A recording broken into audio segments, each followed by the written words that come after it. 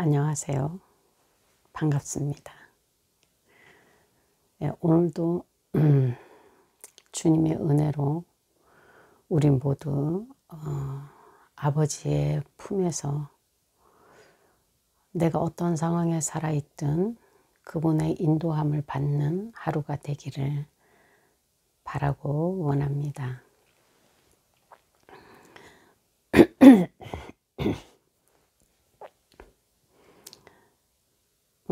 유대인들은 왜 예수님을 죽였을까요? 유대인들이 주님을 죽인 그 이유를 알면 다 공감이 될 것 같아요. 그 사람들이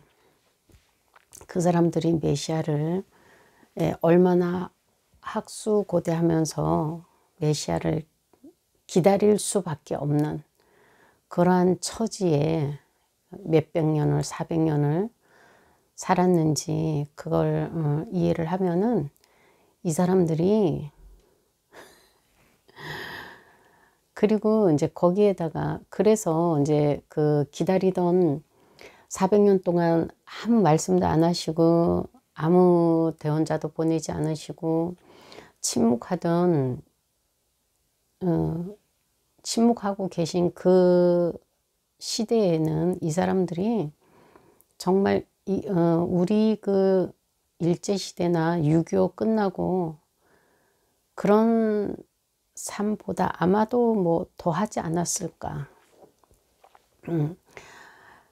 그 정도로 굉장히 그리고 이 사람들은 그 가장 중요하게 여기는 게 이제 그 하나님이고 제사죠.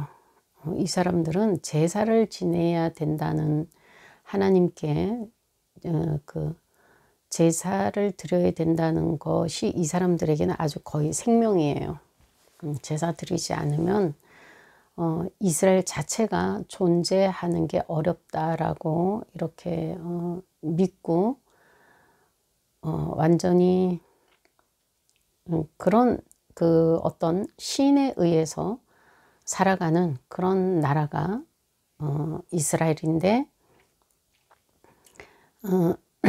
거의 예배 그렇게 귀하게 여기는 그 예배도 제대로 드리지 못하고 삶도 뭐 예수님 오셨을 때의 삶이 95%가 다음 끼니를 걱정해야 되는 그런 아주 핍절한 그런 상태였다고 합니다.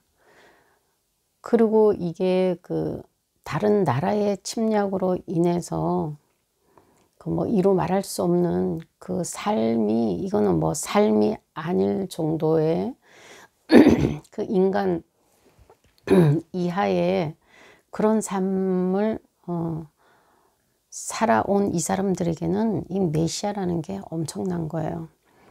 이 사람들이 학수고대하는 그 메시아를 기다리는 그 마음이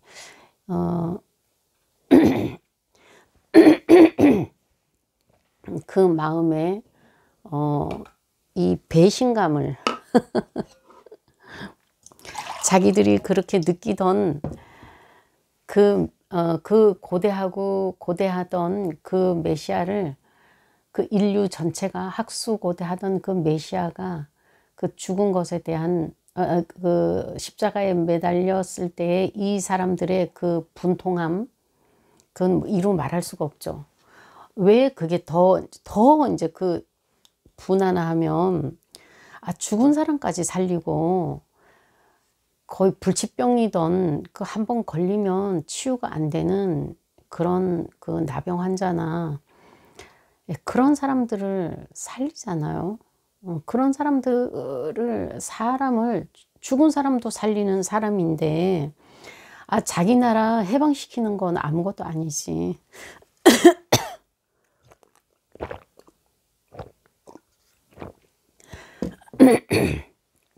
그래서 이 사람들은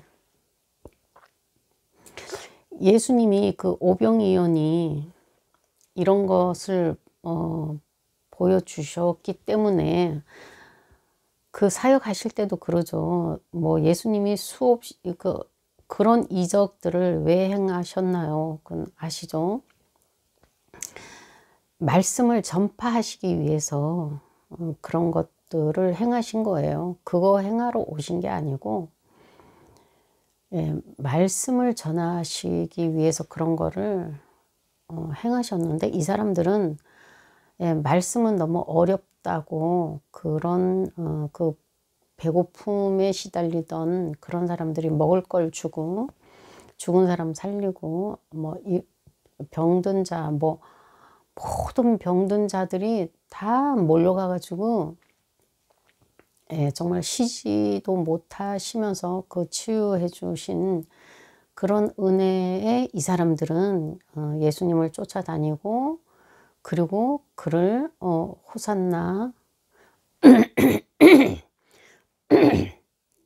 라고 찬양을 하면서 그 종려나무 가지를 입성하실 때 깔아줬어요. 그래서 이제 이 로마에서 우리를 이제 해방을 시켜서 우리나라가 이제 우뚝 설 수 있도록, 우리가 이제 로마처럼 그렇게 할 수 있도록 이제 이스라엘을 해방시켜 줄 수 있는 분이라고 확신하고 믿었겠죠. 뭐 세상에 그런 일은 있을 수가 없는 일이니까. 죽은 자를 살리고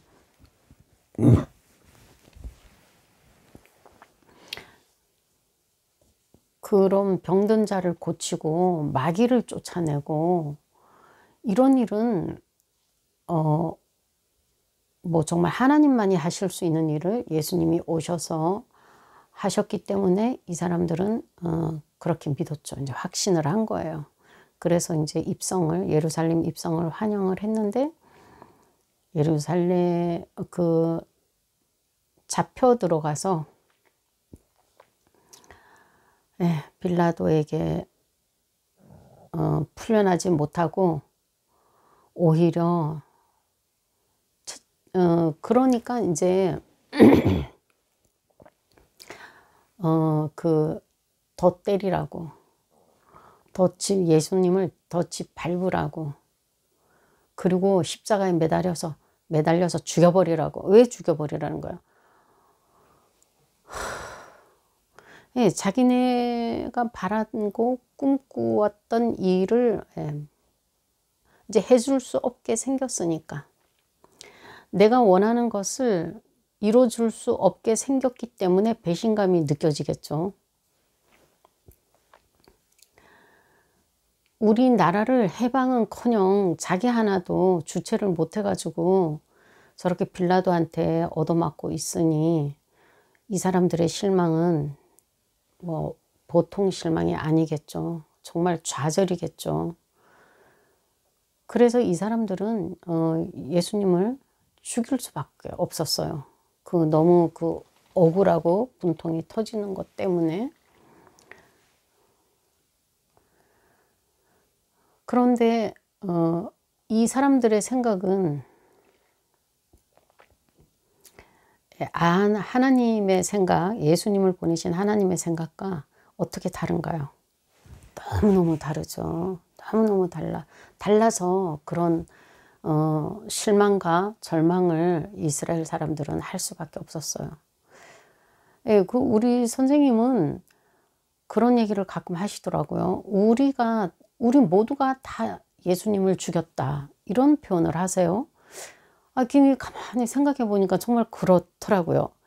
이 온 인류가 이 세상에서 그 상황에서 예수님을 안 죽일 사람이 없다는 거죠. 그 말씀은 그냥 뭐 우리가 죽인 예수님 이렇게 얘기하시는데, 제가 이제 그걸 풀어서 해석을 하자면 그런 것 같아요. 이 세상에 어떤 인간도 그런 처참한 상황에서 정말 한 줄기의 빛과 같이 기다리고 있는 그 메시아가 오셔가지고, 메시아라고 자기가 하나님의 아들이라고 와서 죽은 사람도 살리고 그 빵 5개 멸치 같은 물고기로 5,000명을 먹였다고 한다면, 아니 누가 기대 안 할 사람이 누가 있겠어요.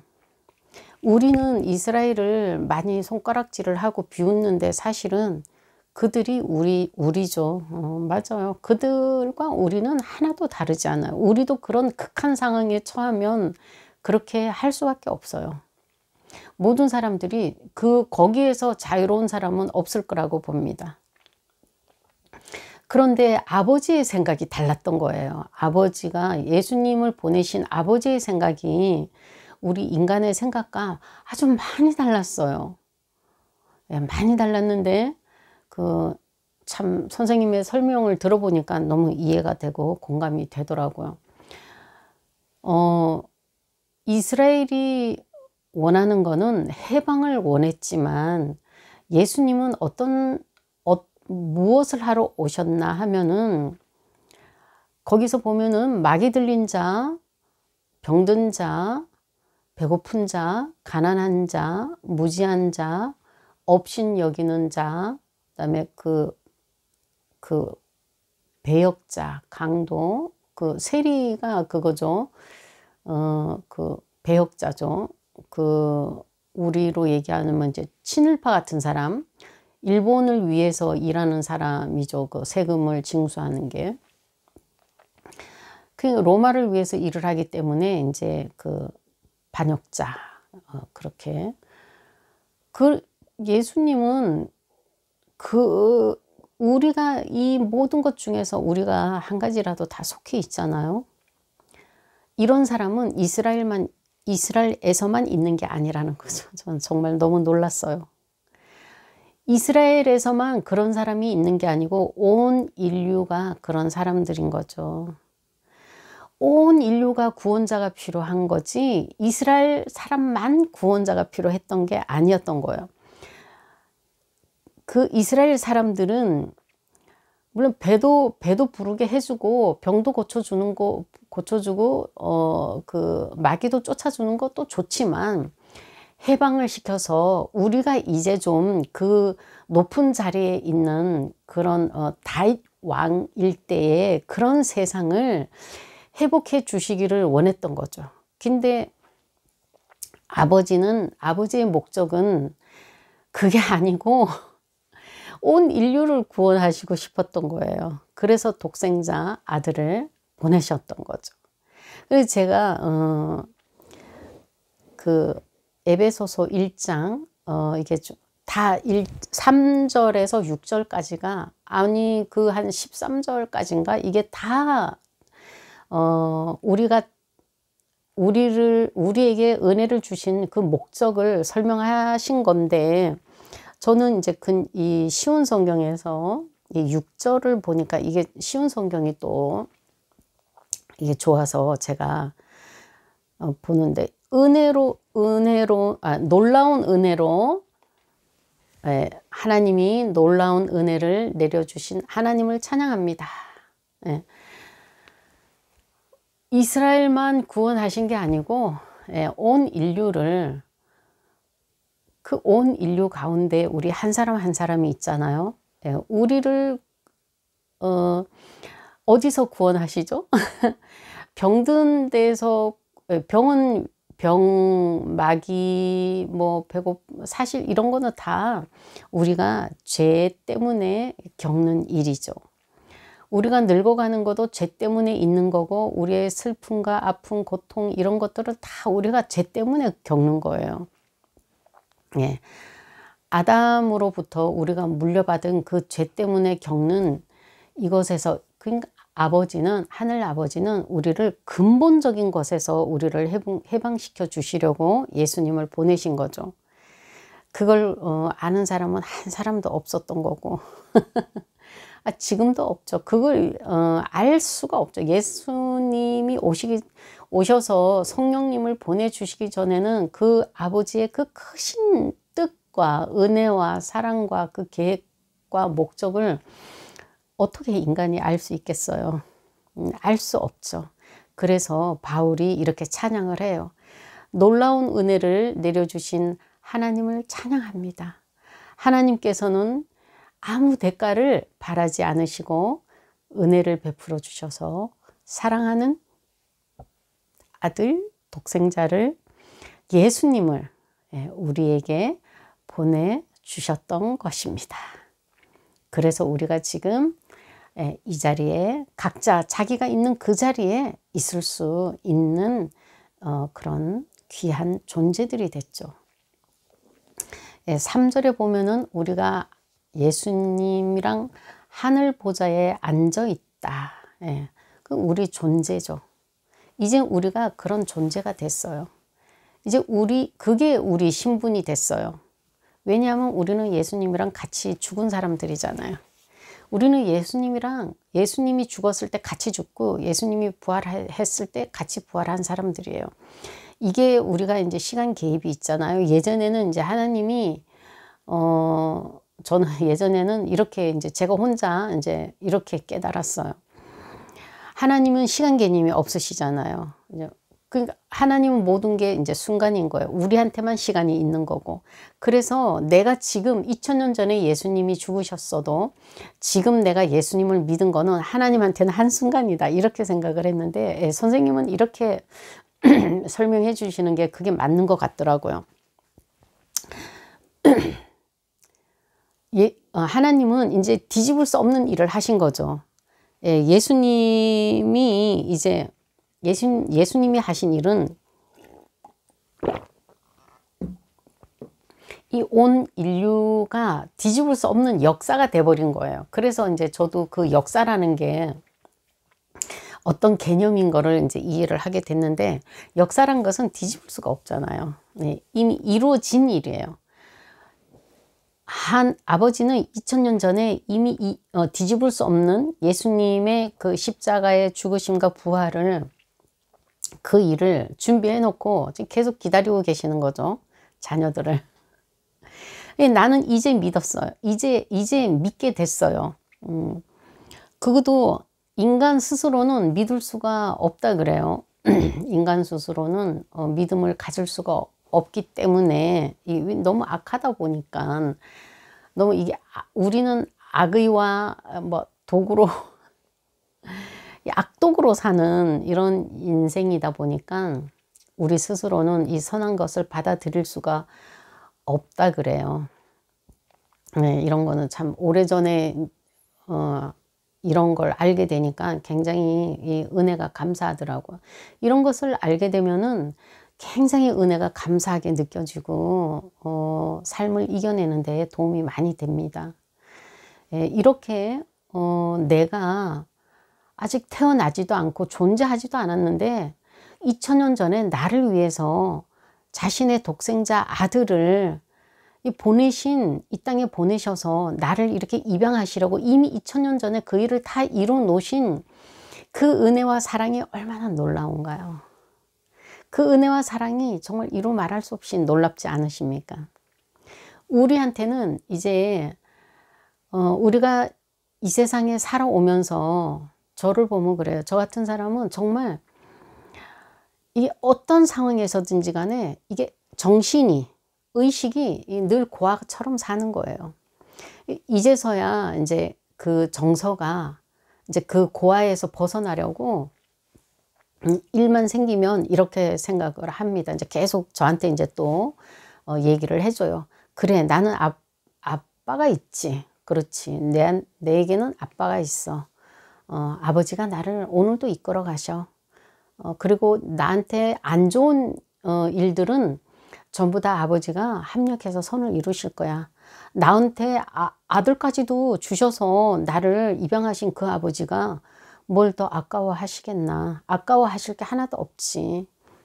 그렇게 생각하면서 그 아버지가 나한테 계시고 그 아버지가 얼마나 은혜가 풍성하시고 그 사랑이 얼마나 놀라운지 그런 것들을 자꾸 생각하면서 나를 위로하고 또 새 힘을 얻고 이겨낼 수 있는 지혜를 얻고 그렇게 합니다.